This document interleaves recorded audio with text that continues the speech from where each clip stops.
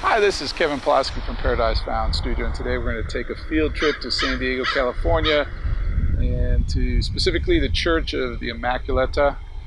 This is in the University of San Diego, and when I went to Google looking for the most beautiful church in Southern California, this is what came up. So let's check this out together. I hope you have a good time. The University of San Diego is a private Roman Catholic research university in California.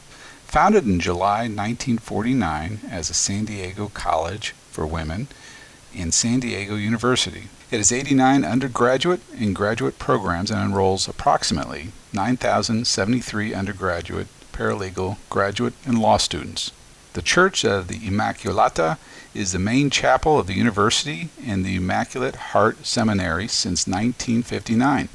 Immaculata is in this case Spanish, but also can be Italian or Latin for immaculate or pure, referring to the purity of Mary, the mother of Jesus. The bell tower is topped by a 300-pound cross, which is the highest point of the church. Its height from the ground to the top of the cross is 167 feet.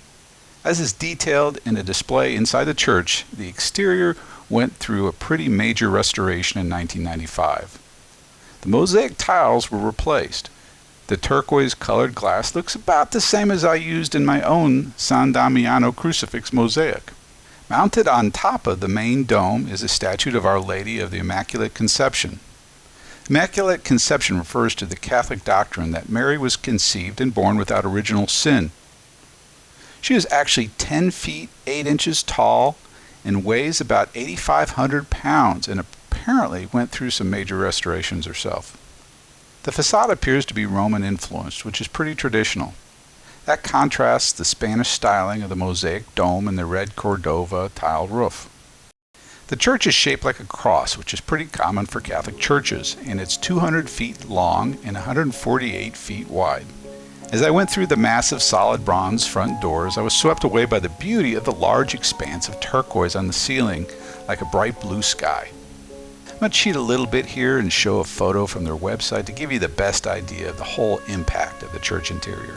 The length of both sides of the church is lined with stained glass, mosaics, and 20 side chapels, each with their own artwork and stained glass accents. The mosaics over the prayer niches are nicely done. I guess they're made of Italian glass and have a good amount of detail and nuance. The first ones are the 14 stations of the cross, and keep in mind, I'm picking up at station 8. Jesus meeting the women from Jerusalem. Next is Jesus falling for the third time.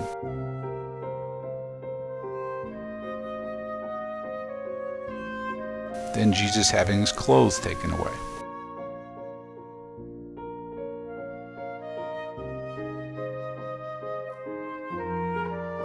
So underneath the mosaics are the chapels where people can go and quietly pray. This one looks like the Black Madonna of Czestochowa from Poland. They must have a number of Eastern European parishioners here. Next is Station 11. Jesus is nailed to the cross. Then Jesus dies on the cross, shown here with his mother Mary and I assume the Apostle John. He's then taken down from the cross, which shows a version of the Pieta.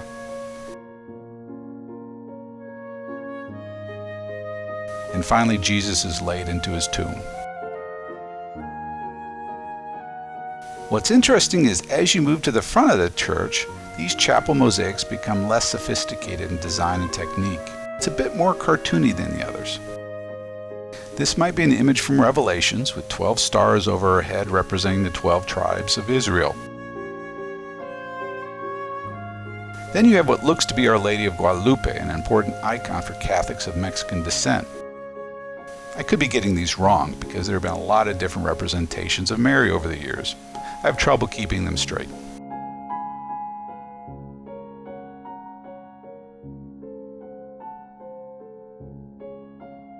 Crossing over to the other side, you see they're still more simplified on this end. Beautiful in their own way, but not as well done as the Stations of the Cross, in my opinion.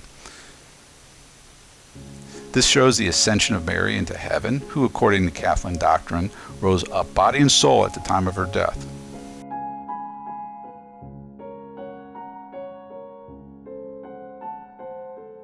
This one's very nice with an interesting pattern in the background, but I can't place who this is supposed to be. and then to a portrait of Mary, Jesus, and John the Baptist, who was just a little bit older than Jesus. Then we're back to the first station of the cross, where Jesus is condemned to death. Next, Jesus is forced to carry his cross.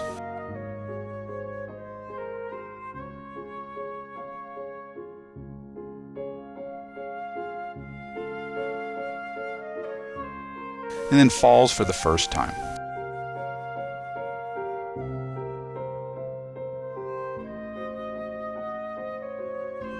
In this chapel is a reproduction of St. Juan Diego's Tilma with the image of Our Lady of Guadalupe.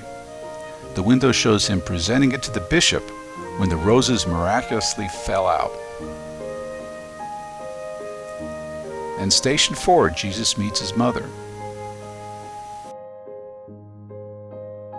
Gets help from Simon of Cyrene.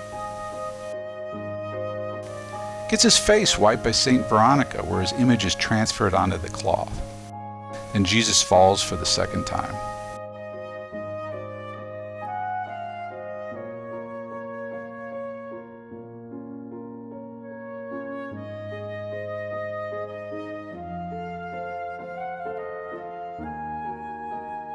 What's pretty unique to this church is the baldachinao over the altar, which is pretty stunning.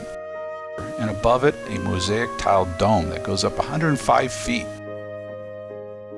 And along the corners and edges are carved marble, which are beautiful and surprisingly reserved, not as overdone and overwhelming as some cathedrals.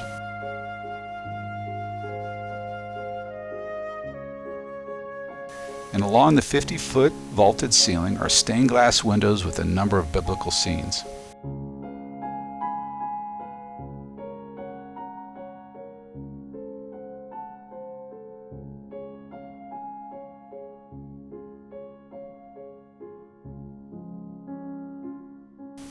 On the side arm of the cross-shaped floor plan is a beautiful rose window of Marian Heaven surrounded by angels.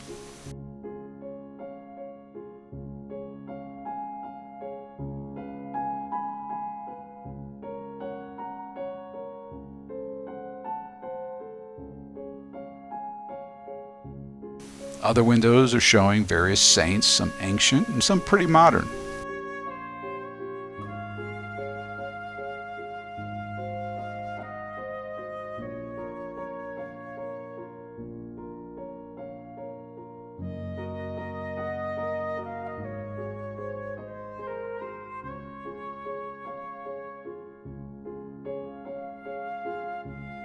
And at the other end of the cross floor plan is a rose window showing the Sacred Heart of Jesus.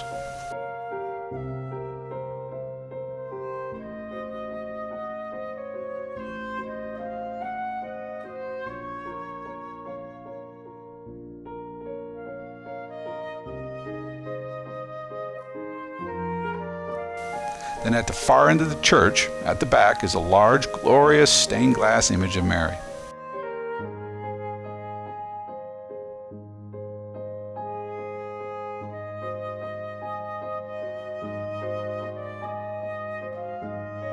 And of course, at the front of the church, at the very top of the cross-shaped floor plan, is a hand-carved crucifix. Above it is a rose window of Mary, Star of the Sea.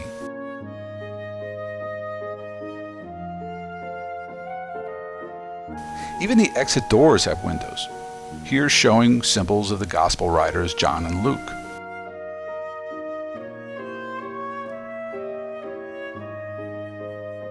And finally, stained glass images of Jesus ascending into heaven,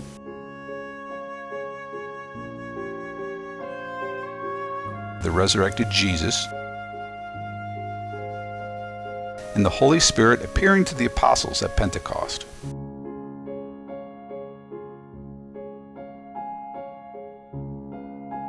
As I went to the back of the church, I got another wonderful view of the architecture.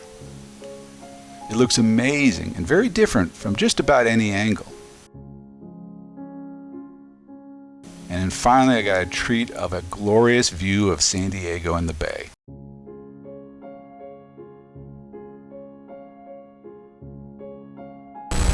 Well, I hope you enjoyed this video tour. We hope to do more of these as I get out and about. And if you want to see more of these, please hit subscribe. And there's more information about this church and my own website, Paradise Found Studio, down below.